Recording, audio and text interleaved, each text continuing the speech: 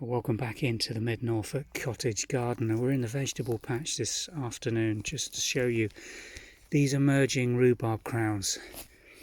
Rhubarb grows from a rhizome-like root underground, and it has these crowns, and they're referred to as rhubarb crowns, where every year the new stalks and leaves emerge. And you can just see at this time in early spring, we're now 22nd, 23rd of January I'm filming this on. I've had quite a mild winter, and you can see the new growth just under the last year remnants of the leaves and stalks just starting to emerge.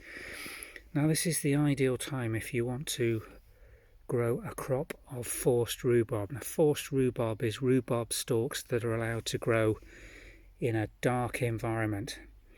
Now it's been grown that way for many hundreds of years because the forced rhubarb stalks are so delicious. They're pink, they haven't got the fibrous and high acid levels of woody rhubarb stalks that you get later in the year, and it's a chance to take a crop, just a single crop off each crown during the spring months, and then you remove the covers once you crop the rhubarb and allow the plants to grow away and re-energize themselves for the following spring. So these are all nicely weeded. It's got a nice top dressing of rotting down leaf mould on the top of these plants, and all you've got to do is find a suitable container to actually cover these up with.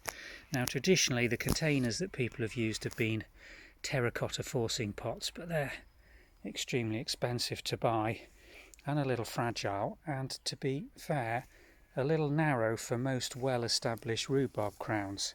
So here's my preferred option, widely available, cheap to buy, robust, lasts year after year after year, can be used for other purposes during the rest of the summer if you choose to do so.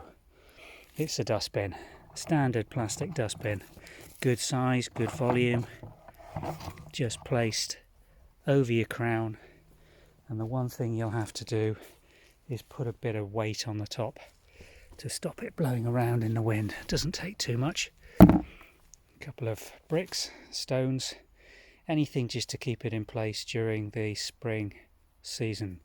Now you can have a little look under that anytime you like to see what's happening, and you'll gradually see the rhubarb stalks growing up during the course of February and March. And usually the time to pick this is around April, but it is dependent on the spring. What you do have to watch is when you start getting warm days later in the season, that these don't get too hot. If you leave them on too long and don't harvest it early enough, it'll wilt, rot and go to slime. Plants will be fine, but you won't get the lovely crop of fresh pink forced rhubarb.